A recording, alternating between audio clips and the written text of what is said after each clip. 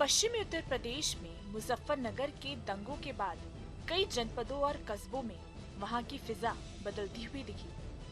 कैराना कस्बे में भी इसका असर देखने को मिला। सत्ता के संरक्षण में संप्रदाय विशेष के गुंडों ने व्यापारियों से रंगदारी मांगनी शुरू की। जिन्होंने रंगदारी नहीं दी उन पर गोलियां बरसाई गईं, जिससे लोग पलायन को मजबूर हुए। अपराधी और माफिया किसी भी जाति, किसी भी मत, किसी भी मजहब, किसी भी क्षेत्र का रहा हो, पूरी सख्ती के साथ कानून के दायरे में उसे ला करके उसके खिलाफ पूरी सख्ती के साथ कार्रवाई भी की गई।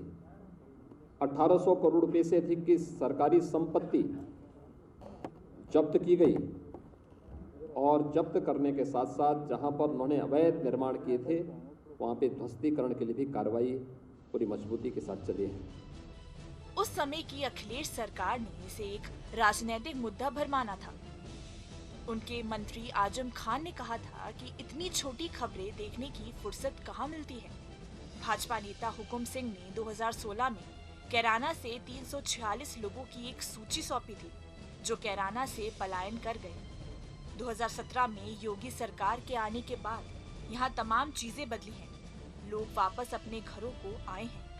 व्यवसाय फलने फूलने लगा है। सुरक्षा के व्यापक बंदोबस्त किए गए हैं। खास बात ये रही कि अपराधियों को उनकी सही जगह भेजा गया है। हिंदू व्यापारी और अन्य हिंदुओं को व्यापक पैमाने पर प्रताड़ित करके यहां से पलायन करने के लिए मजबूर कर दिया गया था। देश के अंदर ये समाचार काफी सुर्खियों में भी था। 2017 के बाद अपराध और अपराधियों के प्रति जीरो टॉलरेंस की नीति के तहत सरकार ने जो कार्रवाई की थी, उसके परिणाम स्वरूप इस कस्बे में शांति आई।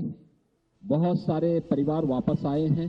पीड़ित परिवार से मिलते हुए मुख्यमंत्री योगी आदित्यनाथ ने जहां अपनी सरकार की उपलब्धियां और अपराधियों के प्रति जीरो टॉलरेंस की नीति को बताया, वहीं पश्चिमी उत्तर प्रदेश में भावी राजनीति की पटकथा भी लिखती है।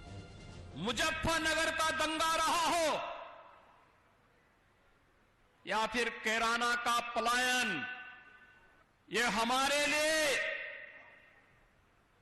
राजनीतिक मुद्दा नहीं, बल्कि प्रदेश और देश के आन मान और शान पर आने वाली आंच का मुद्दा रहा है।